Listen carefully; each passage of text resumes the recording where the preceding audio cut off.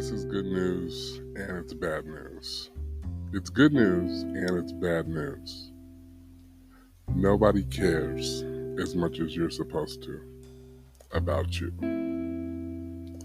It's good news and it's bad news. Nobody cares about you as much as you need to care about you. It's bad news because we live in a culture where everybody feels they need to have a crew or a circle or people to hold their arms or people to support them. And sometimes we forget that the people that we are expecting to lean on and depend on have their own stuff, right? And you can have the most amazing, beautiful, caring, present people in your life, but I want to tell you something. Sometimes the best way that you can love a friend is to love yourself so that they can have the time to love themselves, if that makes sense. There are some people in our lives that are so in tune and concerned about our wellness that there are things that even they cannot do for themselves. Like somebody is so worried about you that they pray and think and hope and bring you a healthy meal and pray that you create boundaries in your life. And that is essentially the barrier for them to create boundaries in their life. And I say that to say that nobody is supposed to care about you as much as you care about yourself.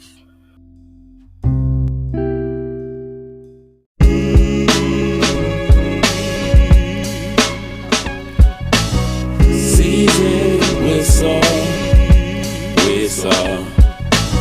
Season whistle. What's up? This is Dominique Beaumonte, and you are listening to Season with Salt, the podcast.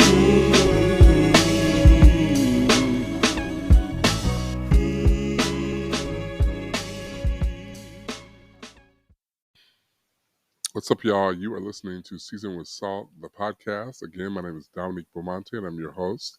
And I want to thank you for taking the time to listen to my podcast. And you already know what this episode is about. And so let's get into it. So let me tell you one thing that I hate. And I don't know if it's because of the way that I look. So let me tell you, let me just lay the foundation for just think of this episode. So I live in a building in the middle of some city, the downtown of some city. If you know me, you know what city. If you don't, whatever. It's Sacramento. And I live in a great building. I love my place. Like, I live on the top floor. Like, that's not boasting or anything. It's not that at all. But I love living in the space that I live in. I love being able to look out the window and just see things or whatever. And I've lived in this space, which has been very liberating for me because I love natural light and windows and all this kind of stuff. And this space has brought that joy to my life. But anyway, I live in this space since last November. And since the time that I lived here, the second floor of my building was space that was occupied by businesses, but had since been renovated since I've lived here to become rental units. So lots of new people have moved into this small building, and it's great. But one day, I had walked to Target, which is like in my neighborhood, and I had gotten a little bit fatigued from walking to Target. So when I got back to my building, opened my door, sat down on the bench, some new people who I didn't know, and I feel like I know everybody in the building, right? Some new people who I didn't know who had clearly just moved into the building, seen me, and they were like looking at me. They didn't know each other. It was two separate people who had just moved into the building, and they didn't know each other. And they both got in the elevator, and the way that our elevator is set up, like you have to key yourself up to your floor once you get in the elevator. In fact, the elevator doesn't even work unless you've already been keyed into the building.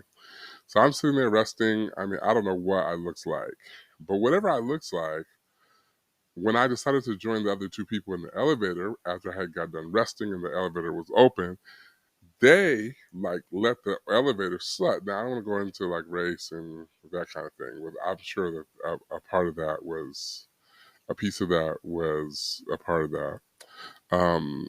But it caused me to think about like the fact that I don't know what I was looking like. I don't know why this is the self reflection that I had. I kept reflecting on like what was I looking like sitting in that lobby that people who were new to the building thought to themselves, this person can't live here. And I'm eliminating in my mind race and all this kind of stuff. I mean, I'm 90% sure that that played a part in it. But I was just thinking about, like, well, even saying it outside of my mouth, like I had some feedback from myself in saying it because I live here, doesn't matter what I look like. But anyway, take that out of your mind. The bigger picture is that I had some reflection about what I might have looked like from the vantage point of self-care, right? And I started thinking about that. I looked at myself in the mirror and I was just kind of reflecting on like the day that I had, the fact that I had become fatigued from such a short walk and like just all this stuff. And it just kind of like it just overwhelms me, right? I got kind of anxious and I was just sort of a lot of thoughts are coming into my head, and like naturally, like when you are being hard on yourself, you're self-deprecating, like a part of you knows what to do to be better, right? Like I knew what I needed to do around that time. I had been ill, I was in the house, I knew I needed to shave, I needed to like drink some water, like I knew what I needed to do that day. um and so part of me was like, dude, what did I look like to these people?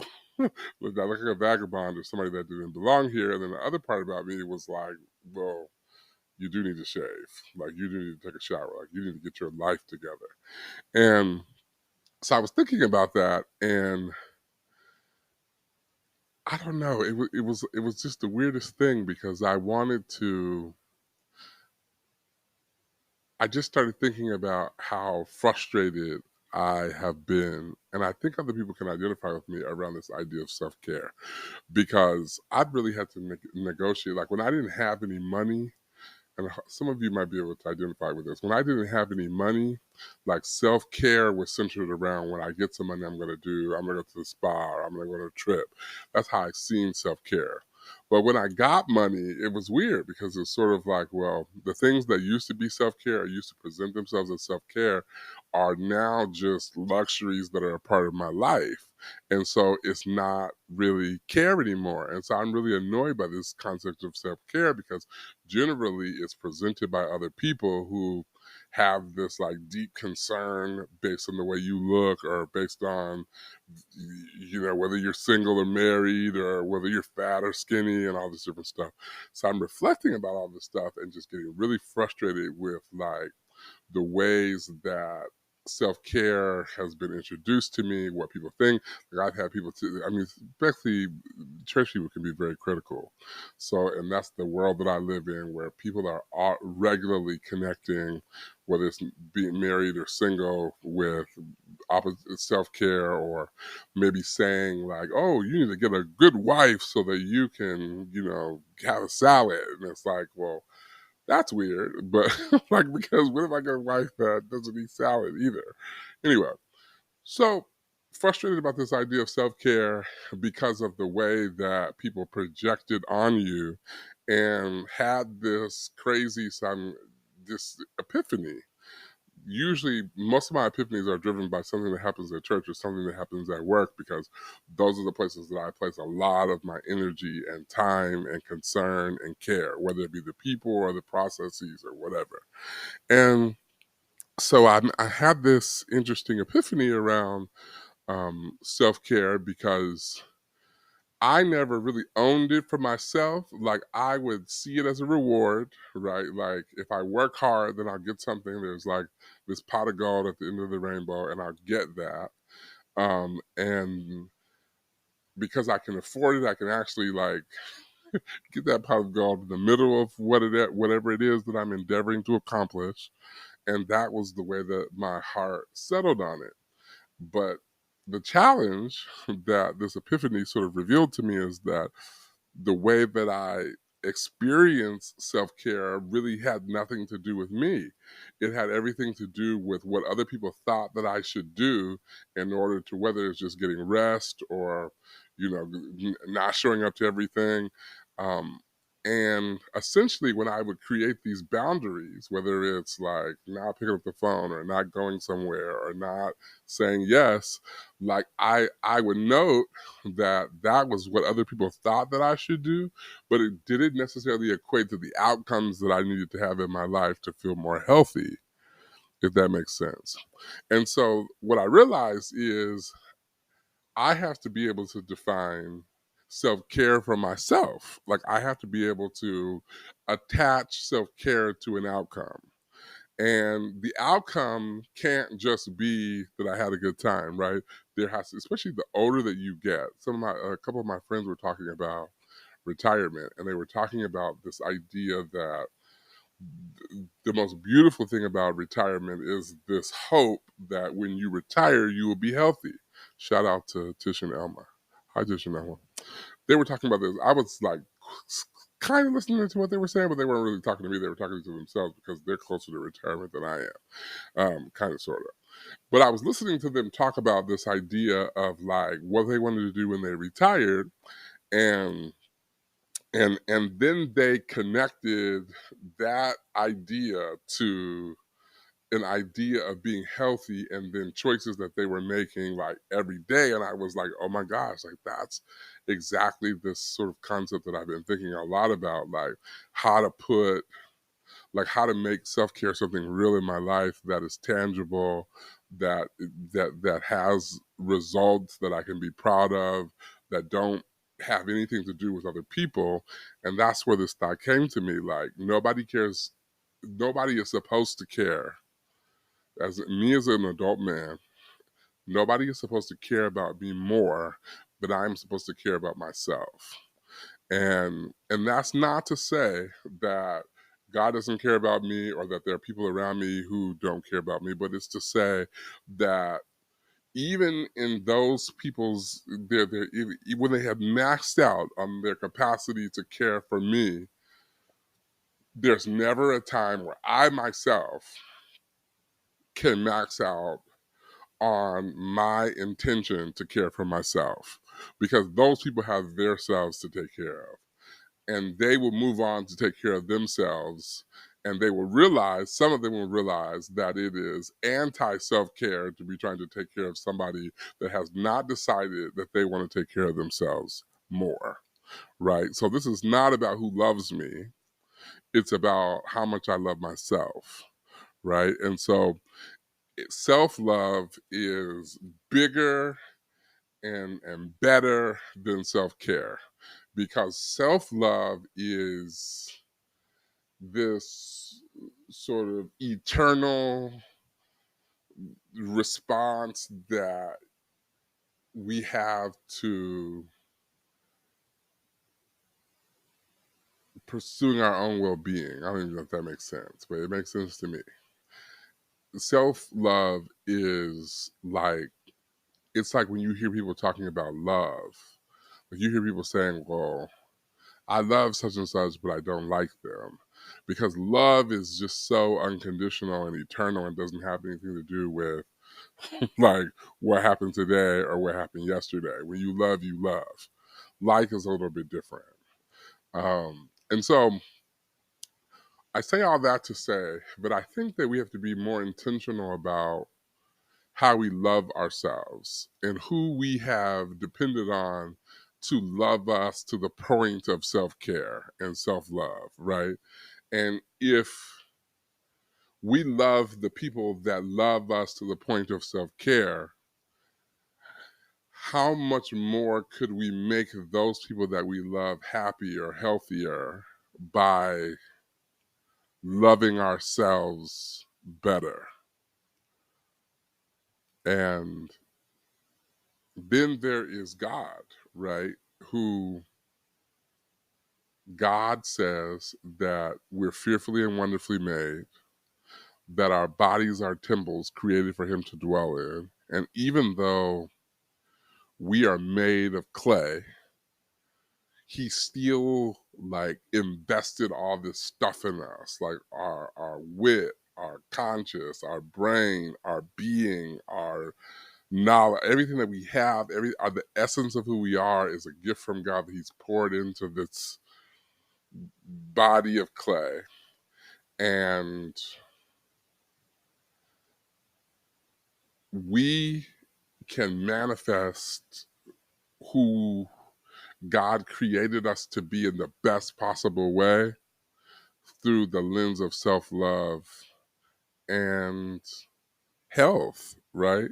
Because you can be, so I had a kidney stone. I had a kidney stone, and I really didn't know that I've had kidney stones before because I thought I was having just severe back pain. And when I would have kidney stones, like in the earlier stages, I would think like, oh, when did I trip? Or maybe I fell, or I would be backtracking on like some experience that I had because I didn't know.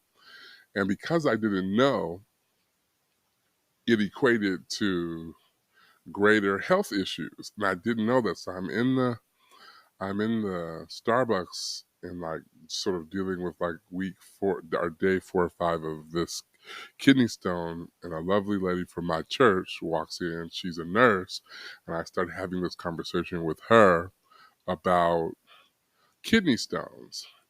And she says, ideally, if you drink enough water and fluids and walk around and rest and move, like kidney stones will pass. But if you let kidney stones stay for too long, they have all these residual effects. And I think she said you get fevers or night sweats. She started listing the things that come as a result of kidney stones being there too long. And she said, if they're too big to pass, you need to go to the doctor, depending on how long you're experiencing the pain, because when the kidney stone is too big and can't be, um, you know, washed away with water or liquids or whatever you're drinking, like they have to be surgically removed.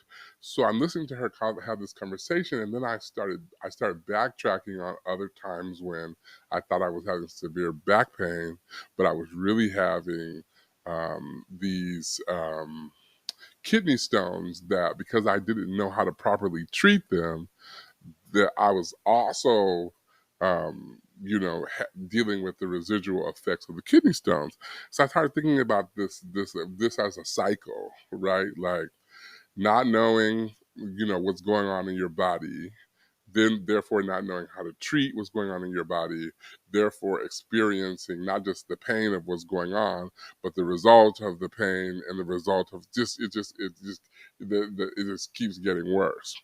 And it opened my eyes to this idea of self-care, and that person gave me the best possible advice from their medical position, but it was my responsibility to do something with that advice.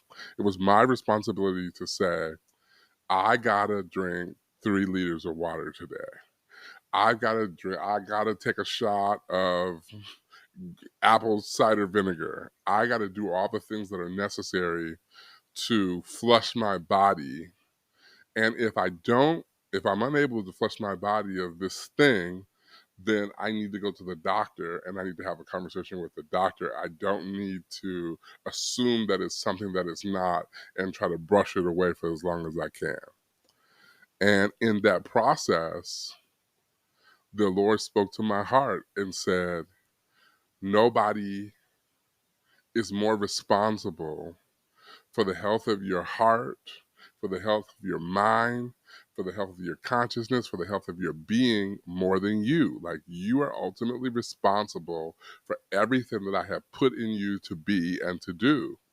And you cannot be who you are called to be without proper maintenance of who you are, your being. Like, you need everything that you are to be everything that you're called to be. And there's a I feel really guilty because of all the times that I brush things off, right? Because some of times we're taught that wellness is just acting like things don't exist and thinking positive and that kind of thing. And wellness is sometimes asking the right questions, taking the appropriate actions based on the information that you get. So at the end of the day, that's what the Lord spoke to my heart, that there's nobody that's supposed to love me more than I am called to love myself. And it's a gift to me because I get to wake up in the morning and create intention around loving myself. And it's not selfish. It's not selfish. It's not selfish. It's not selfish at all, because it's not rooted in selfishness. It's actually rooted in obedience to God. It's actually rooted in surrendering to His will for your life. That's what it is, right? It's like, how can I be who I'm supposed to be? And the answer is, because sometimes we want God to do all this stuff. We want God to give us the perfect job. We want God to give us all this stuff. And He's just like, you wouldn't even be able to handle that anyway, because you burn the wick out on both ends. Like, you don't take time to refresh yourself. Like, you don't.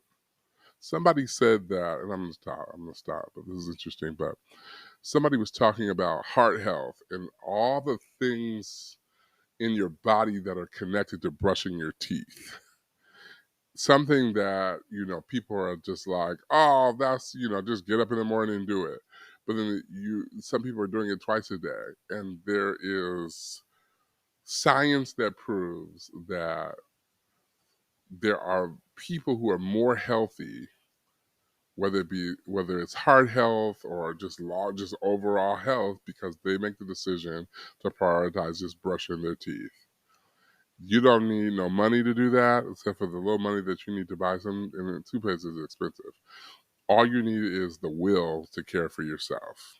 And so I ask you, what are those areas in your life that you have not shown yourself love, that you've avoided, that you have enough information to make a change, but you haven't? Who are the people that you're stressing out because you're not loving yourself enough?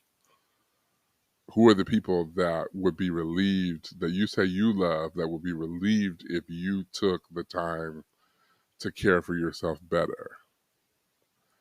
And then do it for yourself and do it for them. Let's say a word of prayer. Father, we thank you because you woke us up today, and that ultimately means that you have given us another chance to be good stewards of what you have given us, who you have called us to be. And I pray that every person under the sound of my voice knows that they have what it takes to care for themselves, to protect their hearts, to guard their hearts, to be good stewards of everything in their possession. I pray over the lives of every person that they will know your love, and that they will know your love is connected to their self-love and preservation. Help us, show us what to do, give us the resources to do it. In Jesus' name, amen.